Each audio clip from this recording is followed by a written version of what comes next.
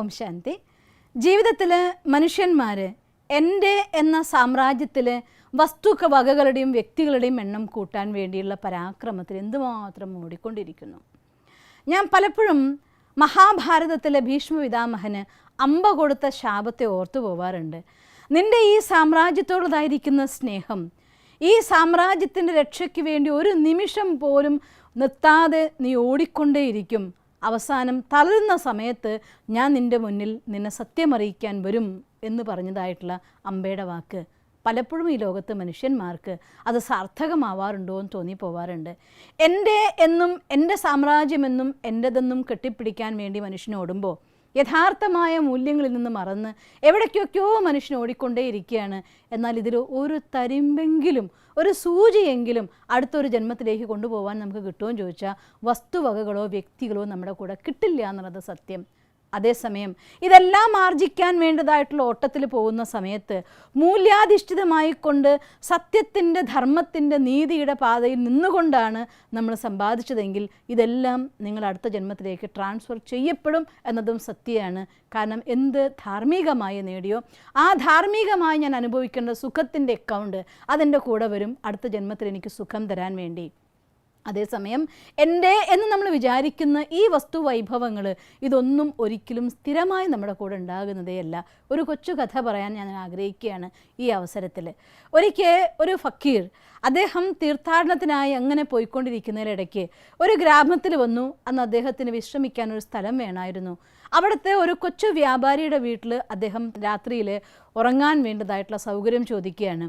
ആ കൊച്ചു വ്യാപാരി അയാളെ വേണ്ട വിധം സൽക്കരിച്ചു, നല്ല വസ്തുവകകൾ കൊടുത്തു.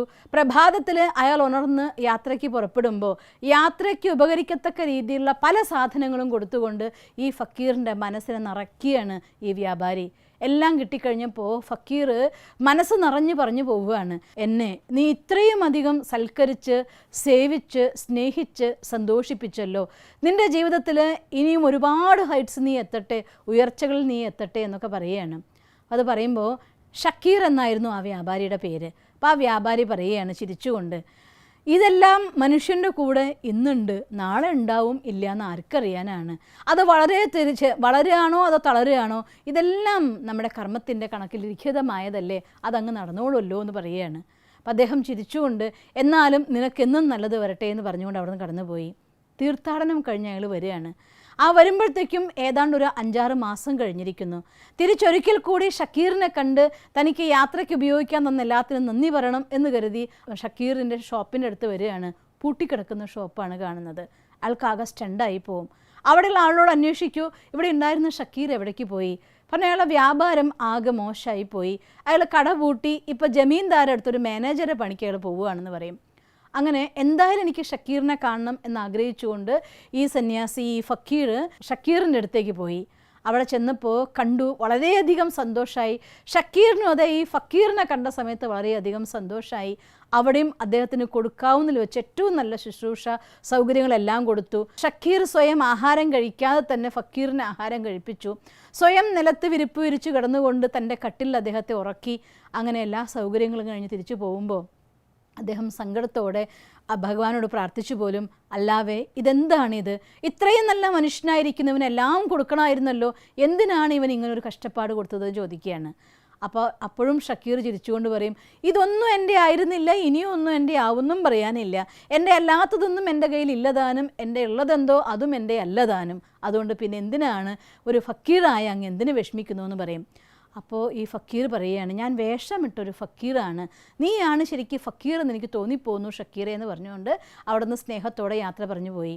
4-5 വർഷങ്ങൾക്ക് ശേഷം വീണ്ടും അദ്ദേഹം അതേ വഴിയിലൂടെ കടന്നു പോകാനിടയായി. അപ്പോൾ വീണ്ടും ഓർമ്മിക്കുകയാണ്, എനിക്ക് എന്തായാലും എൻ്റെ സഹോദരനെ പോലെ ഞാൻ സ്നേഹിക്കുന്ന ഷക്കീറിനെ കണ്ട് എനിക്ക് പോകണം.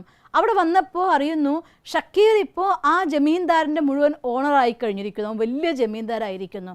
സന്തോഷം കൊണ്ട് ഫക്കീറിൻ്റെ മനസ്സ് നിറഞ്ഞുപോയി. അപ്പോൾ വന്നു കണ്ടു ചോദിക്കുകയാണ്, എത്രയും അധികം സൗഭാഗ്യം നിനക്ക് അല്ലാ തന്നല്ലോ, എങ്ങനെ നിനക്ക് കിട്ടിയെന്ന് ചോദിക്കുന്നു. അപ്പോൾ പറയും, ആ ജമീന്ദാർക്ക് മക്കളുണ്ടായിരുന്നില്ല. ഇവൻ്റെ ഈ ഒരു നല്ല സംസ്കാരം കണ്ടിട്ട് തൻ്റെ സ്വത്തിന് മുഴുവൻ അവകാശിയായ അവനെ പ്രഖ്യാപിച്ചു, അയാൾ മരിച്ചു പോവുകയും ചെയ്തു. അങ്ങനെ അവൻ ജമീന്ദാരായി. അത് പറഞ്ഞപ്പോഴും ഷക്കീർ ചിരിച്ചു. ഈ സ്വത്തൊക്കെ ഇന്ന് സ്വന്തമായി, നാളെ ഈ സ്വത്തൻ്റെ കൂടെ ഉണ്ടാവോ അതോ ഈ സ്വത്ത് സ്വന്തമാക്കിയ ഞാനുണ്ടാവോ? ഇതൊക്കെ ആർക്കറിയാനാണ്? അതെല്ലാം ആ മോളിലിരിക്കുന്നവൻ്റെ ലിഖിതമല്ലേ. വിഷമിക്കേണ്ട കാര്യമില്ല.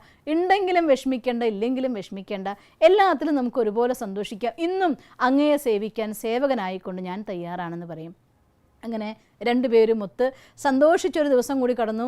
പോകുന്ന സമയത്ത് ഫക്കീറിൻ്റെ മനസ്സ് നിറഞ്ഞ് ഈശ്വരനോട് നന്ദി പറഞ്ഞു. എൻ്റെ ഭഗവാനെ, എന്തായാലും ഇവന് വേണ്ടതെല്ലാം കൊടുത്തല്ലോ എന്ന് പറഞ്ഞുകൊണ്ട് പോവുകയാണ്. തിരിച്ച് 2 വർഷം കഴിഞ്ഞ ശേഷമായിരുന്നു ആ ഫക്കീർ ആ വഴിക്ക് വന്നത്. വരുന്ന സമയത്ത് ആ ജമീന്ദാര കൊട്ടാരത്തിൽ ആരും താമസമില്ല എന്ന് തോന്നിപ്പോയി. അപ്പോൾ അടുത്തുള്ള ആളോട് അന്വേഷിച്ചു. പ്രാവുകളിങ്ങനെ കൂടുകൂട്ടി വീടൊക്കെ ഇങ്ങനെ ഇരിക്കുന്നുണ്ടല്ലോ, ഷക്കീർ എവിടെ പോയി, എന്ത് സംഭവിച്ചു എന്ന് ചോദിക്കുകയാണ്. അപ്പോൾ പറഞ്ഞു, ഷക്കീറിന് 2 പെൺമക്കളെ കല്യാണം കഴിപ്പിച്ച് പറഞ്ഞയച്ചു. അവരവനവൻ്റെ ഭർത്താക്കന്മാരെ വീട്ടിൽ സുഖമായിട്ട് ജീവിക്കുന്നു.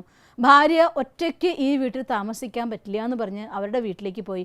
ഒറ്റയ്ക്കോ? അപ്പോൾ ഷക്കീർ എവിടെ പോയി എന്ന് ചോദിക്കും. അപ്പോൾ പറയും, ഷക്കീർ 1 വർഷം മുന്നേ അല്ലാഹുവിന് പ്രിയപ്പെട്ടവനായി പോയി കഴിഞ്ഞു എന്ന് പറയും. അത് കേൾക്കുമ്പോൾ അദ്ദേഹത്തിൻ്റെ കണ്ണിൽ 2 തുള്ളി കണ്ണുനീര് വന്നു പോകും. എനിക്ക് അവനെ ഒന്നും കൂടെ കാണണമെന്ന് അതിയായ ആഗ്രഹമായിരുന്നു. അവനാണ് ശരിക്കുള്ള ഒരു ഫക്കീർ, എനിക്ക് അവനെ കാണണം തോന്നും. അപ്പോൾ വിചാരിക്കുകയാണ്, അവൻ്റെ കബറിടത്തിൽ പോയിട്ട് ഒന്ന് ഞാൻ കണ്ടിട്ട് അവനെ വന്നിച്ചു പോട്ടെ. കുറച്ച് പുഷ്പങ്ങൾ, അവനാണ് യഥാർത്ഥ മഹാത്മ, അവൻ്റെ ആ ഒരു കബറിടത്തിൽ കുറച്ച് പുഷ്പങ്ങൾ അർപ്പിച്ചിട്ട് ഞാൻ കടന്നു പോകട്ടെ എന്ന് വിചാരിച്ചുകൊണ്ട് തൻ്റെ കയ്യിൽ കുറച്ച് പുഷ്പങ്ങളുമായി ആ കബറിടത്തിൽ എത്തുകയാണ്. അപ്പോൾ അവിടെയും എഴുതി വച്ചിരിക്കുന്നു, ഇതൊന്നും നമുക്ക് സ്വന്തമല്ല, ഇതും നമ്മളെ വിട്ടുപോകും എന്ന് അദ്ദേഹം ലിഖിതമാക്കി വച്ചിരിക്കുകയാണ്. മനസ്സുകൊണ്ട് പറഞ്ഞു, തീർച്ചയായിട്ടും ഇതും ഞാൻ അർപ്പിക്കുന്ന പുഷ്പങ്ങളും ഇതും കാറ്റ് കടത്തി കൊണ്ടുപോകും. എന്നാലും നിന്നോടുള്ള എൻ്റെ സ്നേഹം, നീ തന്നതായിരിക്കുന്ന സുഖത്തിൻ്റെ നന്ദി, അതെന്നും എൻ്റെ ഹൃദയത്തിലുണ്ടാവും എന്ന് പറഞ്ഞുകൊണ്ട് അല്ലാഹുവിന് നന്ദി പറഞ്ഞ് അയാൾ അവിടെ നിന്ന് അങ്ങനെ പോവുകയാണ്. വാസ്തവത്തിൽ സത്യമല്ലേ, ഒന്നും നമ്മുടെ കൂടെ ഉള്ളതല്ല, ഒന്നും നമ്മൾ കൊണ്ടുവന്നതുമല്ല, ഒന്നും നമ്മൾ കൊണ്ടുപോകാനും പോകുന്നില്ല. ഈ സ്ഥൂലമായതൊന്നും കൊണ്ടുവന്നിട്ടില്ല, സ്ഥൂലമായതൊന്നും കൊണ്ടുപോകാനുള്ളതല്ല.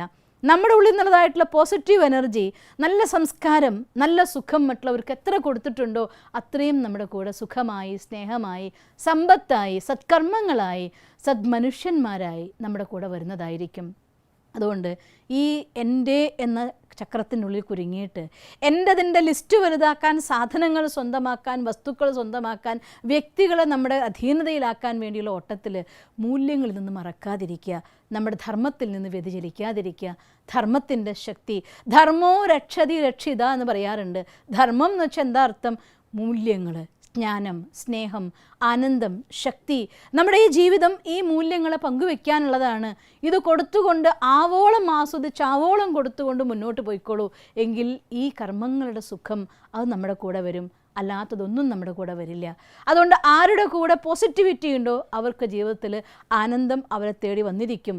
ഇല്ലെങ്കിൽ പോസിറ്റിവിറ്റി നിറയ്ക്കൂ, മറ്റെല്ലാം നമ്മളെ തേടി വന്നിരിക്കും.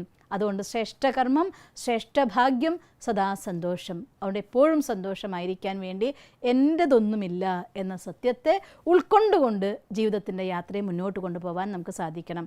എത്രമാത്രം ലക്ഷ്യത്തിലേക്ക് യാത്ര ചെയ്യുമ്പോഴും അതുമായിട്ട് അറ്റാച്ച്ഡ് ആവാതെ ഡിറ്റാച്ച്ഡ് ആയിക്കൊണ്ട് ലക്ഷ്യത്തിലേക്ക് നടന്നെടുക്കുമെങ്കിൽ നിഴൽ നമ്മളെ തേടി വരും പോലെ നമ്മുടെ ജീവിതത്തിലെല്ലാം ഒരു നിഴൽ പോലെ നമ്മുടെ ജീവിതത്തിൽ വരും. നിങ്ങൾക്കറിയോ, എന്ന് നിങ്ങൾ നേരെ സൂര്യൻ്റെ താഴെയുണ്ടോ നിഴൽ നിങ്ങളുടെ കാൽക്കീഴിലാണ്. എന്നുവെച്ചാൽ എന്ന് നിങ്ങൾ പോസിറ്റിവിറ്റി കൊണ്ട് നിറയുന്നോ, ആ ജ്ഞാനസൂര്യനായ ഭഗവാന്റെ നേരെ താഴെ ജീവിക്കുന്നു, അന്ന് ഈ ലോകത്തെ സർവസ്വവും നിങ്ങളുടെ കാൽക്കീഴിലാണ്. അതുകൊണ്ട് സാധനങ്ങൾ, ജീവിതത്തിൽ പരിശ്രമം വേണ്ടാന്നോ, കർമ്മം വേണ്ടാന്നോ, ലക്ഷ്യം വേണ്ടാന്നോ, അല്ലെങ്കിൽ ഡ്രീം കാണണ്ടെന്നോ അല്ല. പക്ഷെ ഇതെല്ലാം ചെയ്യുമ്പോഴും മൂല്യത്തിൽ നിന്ന് വ്യതിചലിക്കാതെ, ധർമ്മത്തിൽ നിന്ന് അടിപതറാതെ മുന്നോട്ട് പോകുന്നുവെങ്കിൽ എല്ലാം നിങ്ങളുടെ കാൽക്കീഴിലായിരിക്കും. അല്ലെങ്കിൽ അതെല്ലാം നമ്മളൊരു ദിവസം വിഴുങ്ങും. ആ സത്യത്തെ മനസ്സിലാക്കിക്കൊണ്ട് സദാ ധർമ്മത്തെ കൂട്ടാക്കി ജീവിക്കാൻ നിങ്ങൾക്ക് സാധിക്കട്ടെ എന്ന് ഞാൻ ഈശ്വരനോട് പ്രാർത്ഥിക്കുന്നു. ഓം ശാന്തി.